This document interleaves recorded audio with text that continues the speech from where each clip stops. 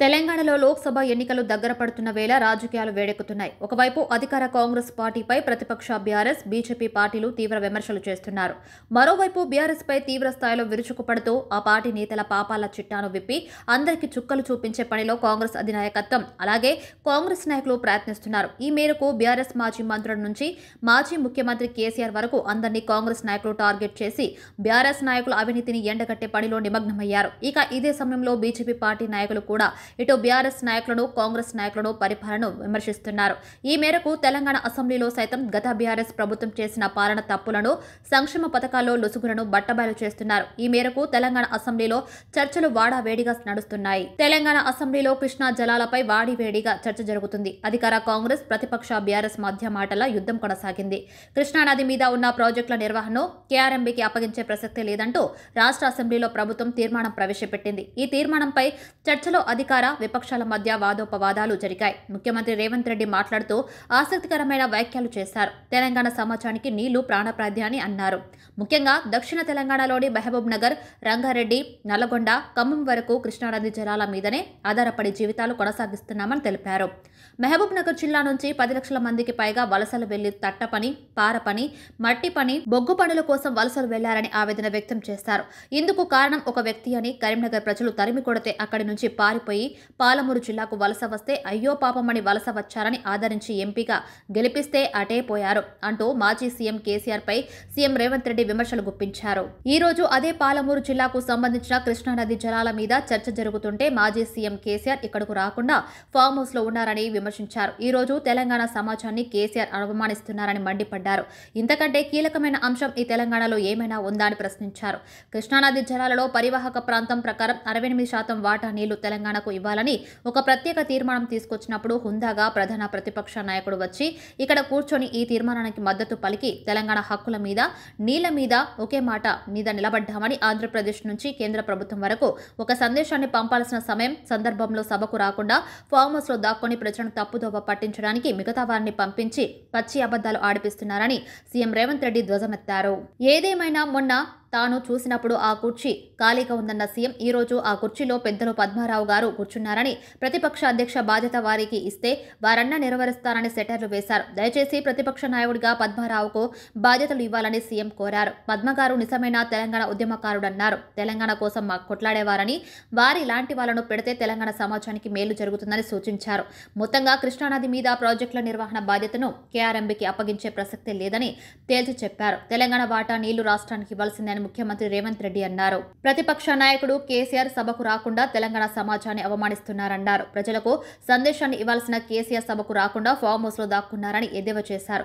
కృష్ణా ప్రాజెక్టులను కేంద్రానికి అప్పగించేది లేదని, జలాల్లో 68% వాటా తెలంగాణకు ఇవ్వాలని ప్రభుత్వం తీర్మానం చేసిందని గుర్తు చేశారు. ఈ తీర్మానానికి అనుకూలమో వ్యతిరేకమో విపక్ష నేతలు స్పష్టత ఇవ్వాలని సీఎం రేవంత్ రెడ్డి అన్నారు. దొంగలకు సద్దులు మోసే వ్యవహారం మంచిది కాదన్నారు. కృష్ణా జలాలపై దక్షిణ తెలంగాణ ఆధారపడి ఉందని సీఎం రేవంత్ రెడ్డి స్పష్టం చేశారు. బీఆర్ఎస్ ఎమ్మెల్యే హరీష్ రావు కృష్ణా జలాలపై పచ్చి అబద్దాలు చెబుతున్నారని ఆరోపించారు. సీఎం రేవంత్ రెడ్డి వ్యాఖ్యలను హరీష్ రావు తప్పుపట్టారు.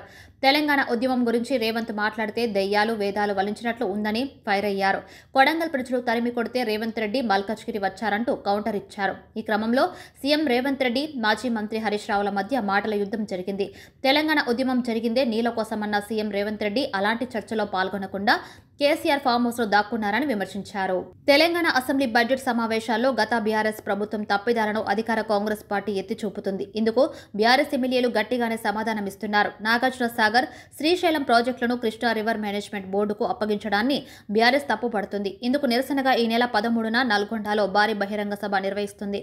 అదే రోజున మేడిగడ్డ ప్రాజెక్టు సందర్శనకు రావాలని ఎమ్మెల్యేలకు సీఎం రేవంత్ రెడ్డి ఆహ్వానం పంపారు. కేసీఆర్ను కూడా రేవంత్ రెడ్డి మేడిగడ్డ సందర్శనకు రావాలని కోరారు. ప్రతిపక్ష నేత కేసీఆర్ పై సీఎం రేవంత్ రెడ్డి ఫైర్ అయ్యారు. మన వలసలకు కారణం కేసీఆర్ అని అన్నారు.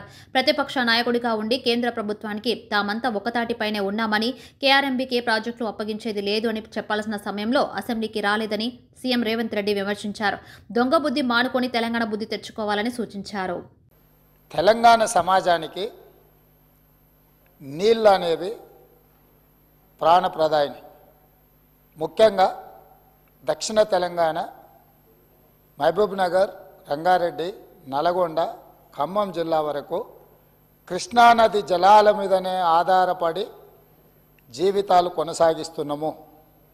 మహబూబ్ నగర్ జిల్లా 10 లక్షల మందికి పైగా వలసలు పోయి తట్ట పని, పార పని, మట్టి పని, బొగ్గుబాయి, ముంబై లాంటి వలసలు పోవడానికి కారణము 2009లో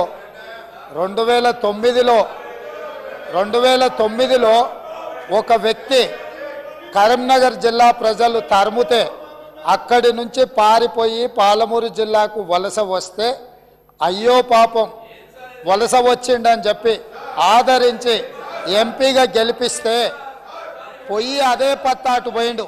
ఇవాళ అలాంటి జిల్లాకు సంబంధించి కృష్ణానది జలాల మీద చర్చ జరుగుతున్నప్పుడు ఆ మహానుభావుడు ఇక్కడికి రాకుండా ఫామ్ హౌస్లో దాచుకొని ఈరోజు తెలంగాణ సమాజాన్ని అవమానిస్తున్నాడు.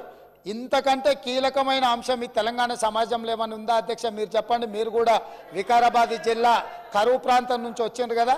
ఇంత కీలకమైన చర్చ జరుగుతున్నప్పుడు తెలంగాణ సమాజానికి వాస్తవాలు చెప్పాల్సిన, వినిపించాల్సిన అవసరం వచ్చినప్పుడు ఈ సభ మొత్తం మా సాగునీటి పారుదల శాఖ మంత్రి గారు ప్రాజెక్టులను కేంద్ర ప్రభుత్వానికి ఒప్పజెప్పేదే లేదు, కృష్ణానది జలాలలో పరివాహక ప్రాంతం ప్రకారం 68% వాటా నీళ్లు తెలంగాణకి ఇవ్వాలని ఒక ప్రత్యేక రెజల్యూషన్ మూవ్ చేసినప్పుడు హుందాగా ప్రధాన ప్రతిపక్ష నాయకుడు వచ్చి ఇక్కడ కూర్చొని ఈ తీర్మానానికి మద్దతు పలికి తెలంగాణ సమాజమంతా తెలంగాణ హక్కుల మీద, తెలంగాణ నీళ్ల మీద ఒకే మాట మీద నిలబడ్డమని ఆంధ్రప్రదేశ్ నుంచి కేంద్ర ప్రభుత్వం వరకు ఒక సందేశాన్ని పంపాల్సిన సందర్భంలో సభకు రాకుండా ఫామ్ హౌస్లో దాచుకొని ప్రజలని తప్పుదోవ పట్టించడానికి వారిని పంపించి వారు పచ్చి అబద్ధాలు మాట్లాడుతున్నారు.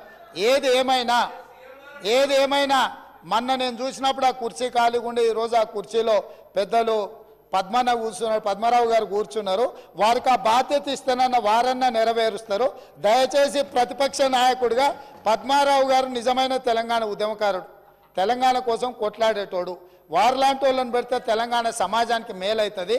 నేను ఒకటే చెప్పదలుచుకున్నా, ఈరోజు ఉత్తమ్ కుమార్ రెడ్డి గారు సభలో ప్రవేశపెట్టిన ఈ ప్రాజెక్టులను అప్పజెప్పేది లేదు అనేది మొదటి అంశము.